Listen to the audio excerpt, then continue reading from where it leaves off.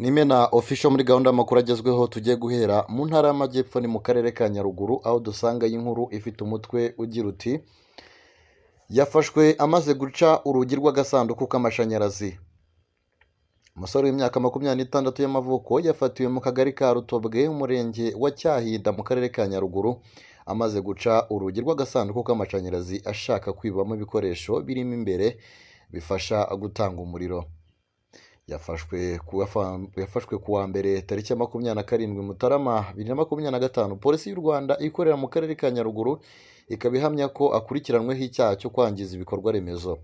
Abatuye mu kagari ka Rutobwe uyu musore yafatiwemo bavuga ko yafashwe afite urusinga rw'amashanyarazi, bigaragara ko hari aho yari arwibye ndetse akaba yashakaga no gutwara ibikoresho biba muri aka gasanduku. Umuvugizi wa polisi mu ntara y'Amajyepfo SP Emmanuel Habiyaremye yemeza aya makuru ndetse akibutsa abantu bishora mu bikorwa by'ubujura no kwangiza ibikorwa remezo batabihanirwa. Ati nibyo polisi ifite umusore w'imyaka 26 wo mu murenge wa Cyahinda ni mu karere ka Nyaruguru akaba akurikiranweho kwangiza ibikorwa remezo aho yafashwe amaze guca urugi rw'agasanduku k'amashanyarazi ashaka kwibamo bimwe mu byuma birimo imbere bifasha mu gutanga umuriro. Ubafungiye kuri sitasiyo ya polisi ya Nyagisozi kugira ngo akurikiranwe mu mategeko.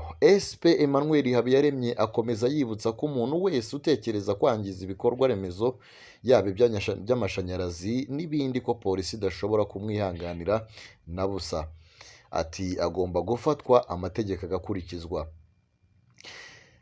Agakangurira abaturage kujya batanga amakuru igihe cyose bamenye umuntu ugaragaza ubujura cyangwa kwangiza ibikorwa remezo bifitiye akamaro Abanyarwanda.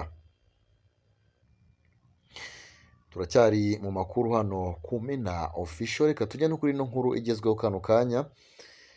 Ni inkuru igira iti abarwanyi b'abacancuro 288 barwaniraga Kongo bakamanika amaboko bambukiye mu Rwanda. Ku gicamunsi cyo kuri uyu wa gatatu u Rwanda rwahaye inzira abacancuro 288 bazwi nka Mudahusha Snipers biganjemo abo mu gihugu cya Romania barwanaga ku ruhande rw'ingabo za Repubulika ya Demokarasi ya Kongo mu ntambara bari bahanganyemo n'umutwe wa FCM 23. Umuvugizi wungirije wa guverinoma y'u Rwanda Metere Ale Mukurarinda yabwiye Imvaho Nshya ko habanje kubaho ibiganiro hagati ya leta y'u Rwanda n'iya Romania. Igikurikiyeho ni uko urugendo rw'abacancuro rukomereza iwabo bataraye ku butaka bw'u Rwanda. Yagize ati ubu ikigiye gukurikiraho ni uko bafata imodoka bagakomeza urugendo bajya i Kigali bagana ku kibuga cy'indege bagasubira iwabo. Ikiguzi cyo kuva mu karere ka Rubavu mu ntara y'Uburengerazuba ndetse n'icyo kuva ku kibuga cy'indege mpuzamahanga cya Kigali kiri i Kanombe kirishyurwa na guverinoma ya Romania. Mukurarinda umuvugizi wungirije wa guverinoma y'u Rwanda yavuze ko abacancuro ba Romania badashobora kunyura mu Rwanda hatabayeho ibiganiro. Ati ntibashobora guca mu Rwanda guverinoma yabo itavuganye na guverinoma y'u Rwanda, niba hari indege zigomba kubatwara, niba hari bisi zigomba kubatwara, niba hari ibigomba kwishyurwa ni guverinoma yabo igomba kubyitaho kuko ni abaturage bayo. Gusa icyo u Rwanda rukora ni uko nk'uko rwakiriye abari mu kaga ntabwo rwabura kubakira nubwo bari mu kazi, ariko twe turabizi neza ko ari abacancuro ntabwo wabura kubaha inzira ngo basubire mu gihugu cyabo. Abacancuro bari mu mujyi wa Goma kuva bakwemera kumanika amaboko ubwo ingabo za M23 zafataga uyu mujyi. Amakuru Imvaho Nshya yabashije kubona nuko abacancuro bageze ku mupaka wa Rakoronishe baherekejwe n'abasirikare ba M23 hanyuma bakakirwa n'abakozi b'ibiro bishinzwe abinjira ndetse n'abasohoka. Turacyari mu makuru hano ku Mena official, tugiye gukomereza n'ubundi muri Repubulika ya Demokarasi ya Kongo. Ingabo za M23 ziragenzura umupaka wa Goma. Umupaka uhuza u Rwanda na Repubulika ya Demokarasi ya Kongo wa Rakoronishe urimo kugenzurwa n'ingabo za M23 nyuma yaho ziwirukanyemo ingabo za Repubulika ya Demokarasi ya Kongo FARDC n'indi mitwe yafatanyaga nawo nka FDLR Wazalendo n'abacancuro n'indi mitwe. Kuva ku cyumweru ubuyobozi bwa M23 bwavuze ko umujyi wa Goma wafashwe ndetse unatangaza ibikorwa byakorerwa mu kiyaga cya Kivu ko bihagaritswe. Kugeza uyu munsi hari ituze mu mujyi wa Goma kuko nta rusaku rw'imbunda nto n'inini rurongera kumvikana. Umupaka munini uzwi nka Lakoronishe kuri Grande Barriere ku ruhande rwa Congo urimo kugenzurwa n'abasirikare ba M23. Mu gitondo cyo kuri uyu wa gatatu tariki ya 29 Mutarama 2025, abasirikare b'uwo mutwe barimo gusimburana n'abaramukiye mu kazi ko gucunga umutekano kuri uwo mupaka. Ni mu gihe abanyekongo basaga 100 bari batangiye gusubira mu byabo nyuma yo guhunga imirwano iherutse kuba mu mujyi wa Goma. Umwe muri bo yavuze ko yashimiye ko umujyi wa Goma wafashwe na M23 akaba yizeye umutekano bidasubirwaho. Yagize ati nsubiye mu rugo kuko abagumyeyo batubwiye ko ubuzima buhagaze neza kuva ingabo za M23 zafata uyu mujyi, niyo mpamvu nsubiyeyo n'umuryango wanjye. Karegesa Faustin nawe uri mu basubiye muri Congo yabwiye Imvaho Nshya ko kuba asanze umupaka urinzwe na M23 ari ikimenyetso cy'uko umujyi wamaze gufatwa kandi utekanye. Ibi abihera kuba nta masasu arongera kumvikana muri uyu mujyi wa Goma, cyane ko ngo atahungiye kure ahubwo yari mu mujyi wa Rubavu abikurikiranira hafi. Hari abaturage bo mu karere ka Rubavu bahamirije Imvaho Nshya ko ejo nimugoroba bambutse bakagera i Goma kandi bakagaruka amahoro. Icyakoze bafite icyizere ko ibintu bizasubira ku murongo bakongera gukora ubucuruzi nk'uko bisanzwe. Turacyari mu makuru, reka tunyarukire no kuri ino nkuru igira iti u Rwanda rwagaragarije African Union icyagarura umutekano mu karere. Minisitiri w'Ububanyi n'Amahanga n'Ubutwererane Olivier Nduhungirehe yitabiriye inama isanzwe y'akanama k'amahoro k'umutekano k'umuryango wa Afurika yunze ubumwe, agaragaza ko Repubulika ya Demokarasi ya Kongo ari ifite urufunguzo rwo kugarura umutekano mu karere.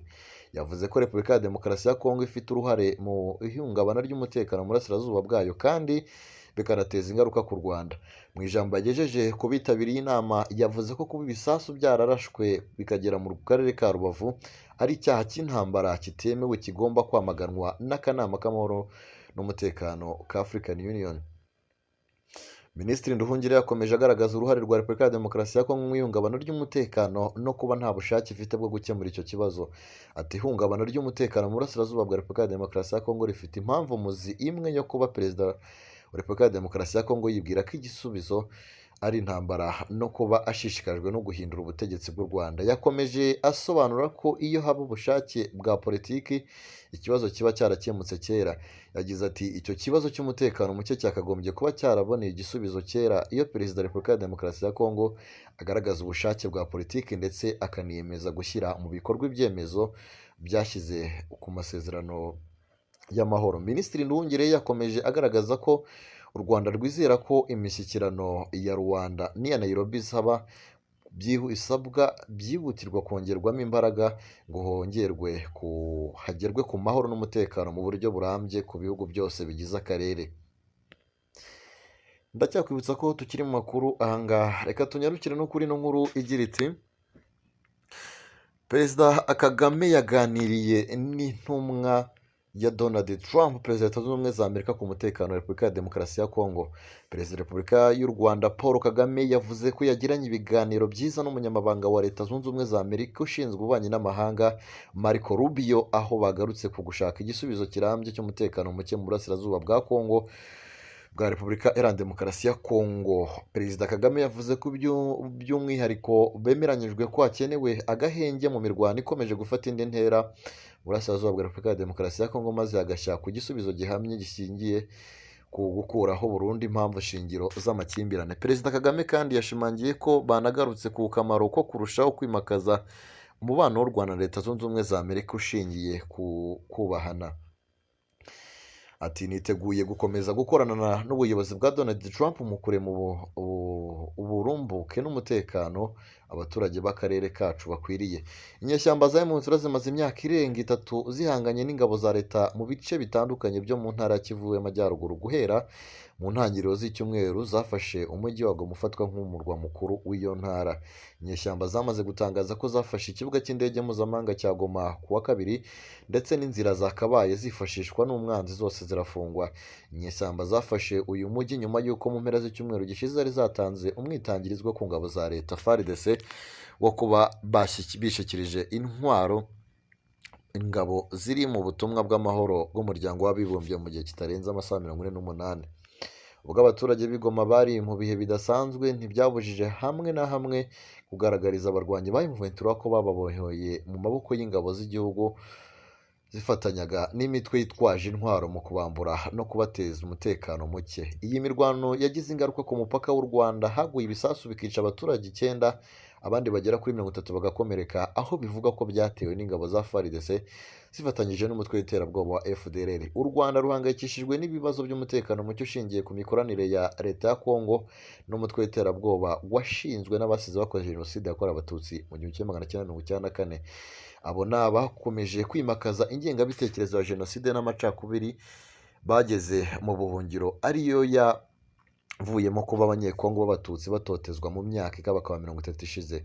Bivuga ko inyeshyamba za M23 zacutse mu rwego rwo guharanira uburenganzira bw'imiryango imaze imyaka irenga 25 yaraciriwe ishyanga kubera amacakubiri yamakajwe mu burasirazuba bwa Repubulika ya Demokarasi ya Kongo. Reka dusoreze mu karere ka Rusizi, aho dusangayo inkuru ifite umutwe ugira uti Rusizi yazinutswe kubika amafaranga mu nzu nyuma yo kwibwa agera kuri 1,700,000. Umucuruzi wo mu mujyi wa Rusizi witwa Ntegeyimbuga Oscar yavuze ko nyuma yo kugera ku nyubako iri mu bubiko bw'ibicuruzwa bye muri uyu mujyi agasanga abajura bishe inzugi 5 zose bakamwiba byinshi birimo amafaranga y'u Rwanda 1,700,000 yari yasezemo agiye mu nama na bagenzi be b'abacuruzi. Yafashe ingamba zo kutongera kubika amafaranga mu nzu. Uyu mucuruzi yabwiye Imvaho Nshya ko yavuye aho ku bubiko bwe i Kamembe saa 9 z'umugoroba mu kavura kagwaga, nk'uko nubwo iwe mu rugo atari kure cyane, igihe kinini ariho yabaga ari kurikurikiranira ibikoresho ahabitse. Ajya mu nama n'abandi bacuruzi kuko aho ari mu gipangu kirimo inzu zigera ku 10 zikodeshwa, hakaba habamo abantu benshi ku buryo atabona ko ari uwatinyuka kuza kuhiba. Yumvaga nta kibazo, cyane cyane ko yari amaze igihe kinini ahabika nta kibazo afite. Avuga ko yagarutse mu masaa 4 z'ijoro asanga amaserire y'inzugi 5 zose bazishe, bahereye kuri 2 z'inyuma n'izindi 3 zo mu byumba imbere. Binjiramo batwara bimwe mu byari birimo, harimo n'amafaranga y'u Rwanda 1,700,000. Yagize ati nasanze inzu yose irangaye biranyobera, mbanza kugira ubwoba, mpamagara abaturanyi, inzego z'umutekano n'abayobozi. Twinjiye dusanga banyibye amafaranga 1,700,000 nari nacuruje nanateganyaga kuzinduka nkoresha. Yunzemo ati banatwara mudasobwa, inkweto nshyashya nari nambaye rimwe gusa, telefone 2 zirimo iya smartphone y'agaciro k'amafaranga 200,000 nini n'isanzwe y'amafaranga 25,000, pasi n'ibindi byose babyibye nta n'umwe wafashwe, baracyashakishwa. Avuga ko yagiriwe inama no gutanga ikirego kuri RIB, bamubwira ko iperereza rigikomeje ngo bafatwe. Akavuga ko abo bajura bazanye amayeri menshi ku buryo nta rugi na rumwe bigeze bica mu ngo rusakuze, ko nubwo imvura yagwaga atari nyinshi ku buryo ubusanzwe umuntu yishe urugi uheregereye utabyumva. Akavuga ko ariko n'irondo ry'umwuga ryahise rimutabara. Akibivuga yizeye ko hari abazafatwa. Imvaho Nshya imubajije impamvu yo kubika amafaranga angana gutyo mu nzu kandi hari uburyo bwinshi buriho bwo kuyabika mu bigo by'imari umuntu akayabona igihe ashakiye. Yagize ati ni isomo bampaye kuko ubusanzwe abacuruzi dutekereza ko kubitsa amafaranga yose mu bigo by'imari ugasigarana make cyane, ushobora guhura n'imari igihe icyo ari cyo cyose ukayigura ukikangura. Umuntu aba ahomba, ariko byanyigishije kudashyira amafaranga menshi mu nzu no ku mufuka cyangwa mu modoka ngo wizere umutekano wayo, kuko nubwo ibindi byaboneka ari amafaranga yo sinizera ko azayabona ari yose. Yakomeje agira ati nk'aya rwose sinzi ko hari uwakwica inzugi 5 icyarimwe ngo ayasange mu nzu mu gihe gito. Gusa nari mpavuye ari kare, numvaga ariho afite umutekano kurusha kuyagendana mu modoka cyangwa mu mufuka w'ipantaro, none aho nayasize mpizeye niho bayakuye. Asaba bagenzi be kujya barangiza akazi ayo bakoreye bakayajyana mu bigo by'imari, nubwo hari igihe bibgora kuko hari igihe barangiza akazi bwije cyane n'ibyo bigo by'imari byafunze cyangwa umuntu akakarangiza bucya mu gitondo ayakenera mu byo bigo by'imari cyangwa abakozi ba mobile money bataratangira akazi, ariko ko nubwo biba bitoroshye baba banagomba kwirinda izi ngaruka zo kuyabika mu nzu cyangwa ahandi hatari mu bigo by'imari, nubwo azi ko bikigoye benshi mu bacuruzi. Umunyamabanga Nshingwabikorwa w'Umurenge wa Kamembe Ingabire Joyeuse avuga ko nk'umurenge n'inzego z'umutekano bakorana bamenye icyo kibazo cy'ubujura babikoze bagishakishwa, kandi ko hari icyizere ko bashobora gufatwa ku bufatanye n'inzego zose zikorera muri uyu mujyi. Yunga mu ry'uyu mucuruzi agasaba abacuruzi n'abandi bakoresha amafaranga kugira umuco wo kuyabika hizewe, cyane cyane mu bigo by'imari no kuri mobile money, kugira ngo babe bizeye umutekano w'amafaranga yabo. Ati iperereza rirakomeje ngo hamenyekane bahanwe. Turagira inama abacuruzi n'abandi bose bakoresha amafaranga kugira akamenyero ko kuyabitsa mu bigo by'imari cyangwa muri mobile money.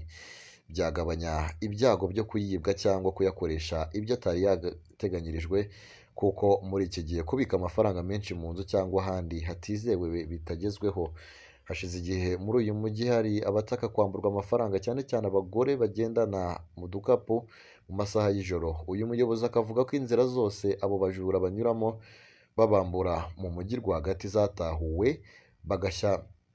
bagahashya izo ngeso mbi, ariko ibyiza ari uko amafaranga yajya abikwa ahizewe nibaha icyuho abo baba bagambiriye kuyabatwara. Nangaha dusoreje amakuru twari twabateguriye, nizera ko ay'uno munsi rwose yabashije kuba bagendekera neza. Mukomeze mugire ibihe byiza cyane, bye bye.